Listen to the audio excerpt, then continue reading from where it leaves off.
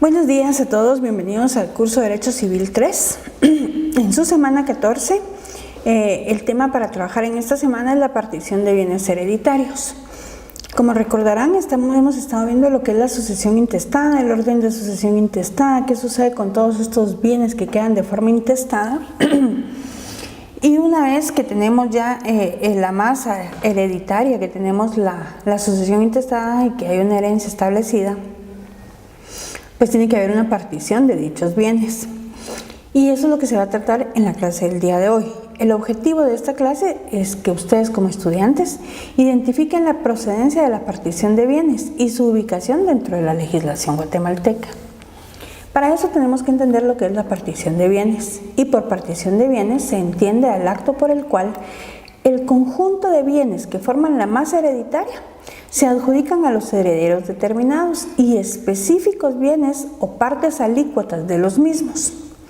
Y por masa hereditaria se entiende el conjunto de bienes que queda después de pagar las deudas del causante. Este conjunto de bienes va a ser de un grupo, propiedad de un grupo de forma comunitaria.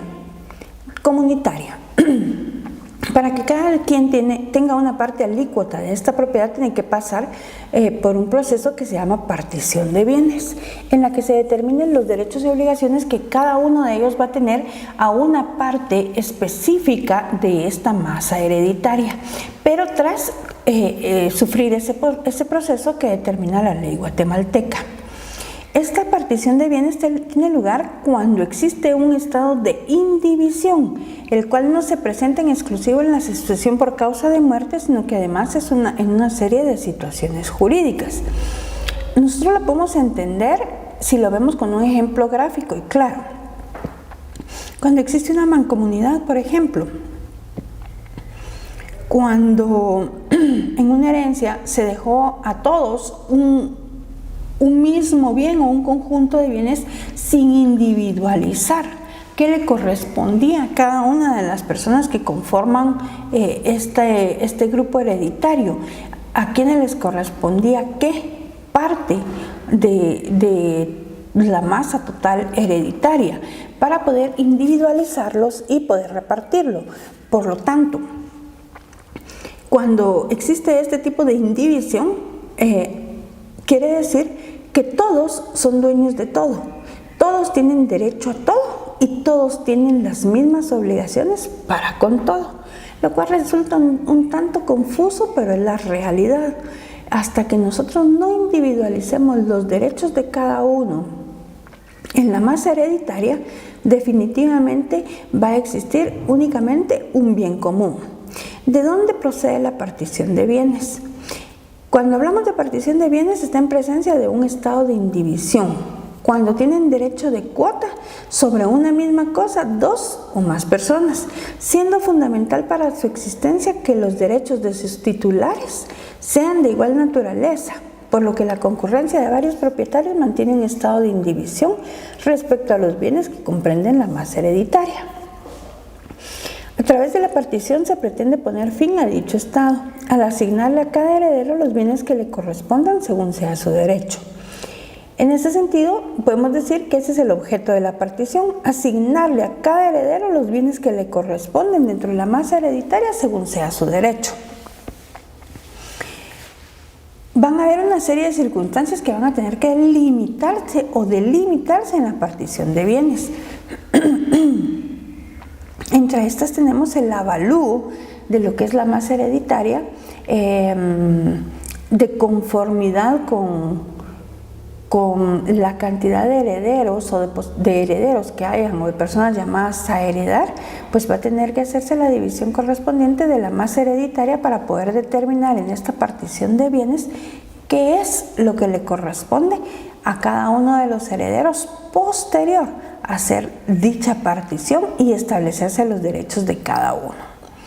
La Corte Suprema de Justicia, cuando habla de la procedencia de la partición de bienes o de en sí de la partición de bienes, nos indica que es un conjunto complejo de actos. Y yo creo, cuando les hablo de la definición que da la Corte Suprema de Justicia, creo que ya nos estamos yendo elementalmente a la parte procesal de lo que es la partición de bienes, o sea, cómo se maneja el proceso entre las diferentes instancias de justicia para que se dé esta partición de bienes y poder culminar con la propiedad común o con los bienes en común o poder dividir la masa hereditaria. Entonces nos dice que es un conjunto complejo de actos encaminados a poner fin al estado de indivisión mediante la liquidación y distribución entre los copartícipes del caudal poseído pro indiviso en partes o lotes que guarden proporción con los derechos cuotativos de cada uno de ellos. Pareciera bastante confuso, ¿verdad? Pero si nosotros lo vemos detenidamente no es confuso porque nos está diciendo procesalmente qué es lo que se da.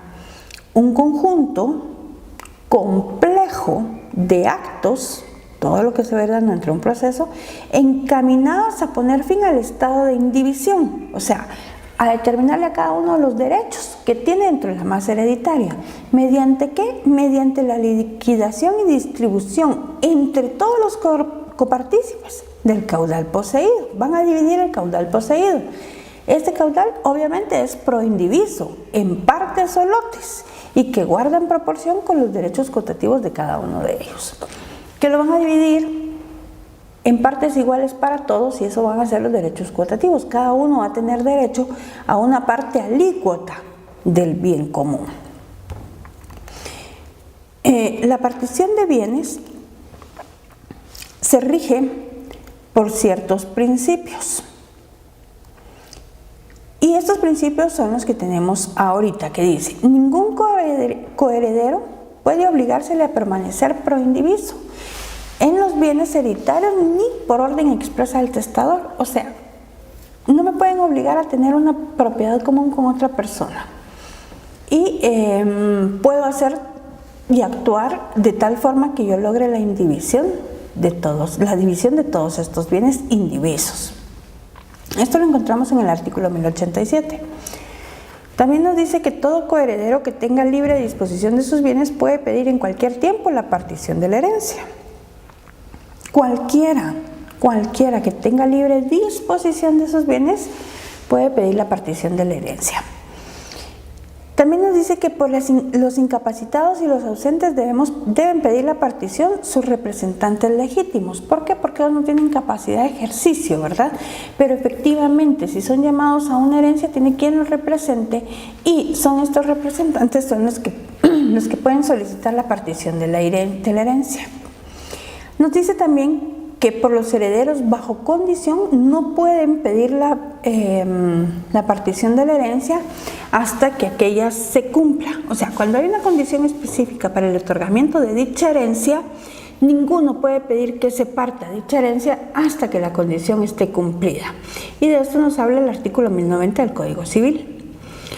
El siguiente principio es que el legatario de parte alícuota de la herencia, por ejemplo, el legatario de una cuarta parte de la herencia puede pedir la partición. Cuando uno sea legatario de una parte alícuota, este puede pedir la partición. Siguiente, que el dueño de los bienes puede hacer la partición de ellos por acto entre vivos, siempre que se respeten y aseguren los derechos de las personas que deben de ser alimentadas. El dueño de la herencia no necesita dejarlo todo de forma en que los demás resuelvan los problemas de la división de bienes o de la partición de bienes.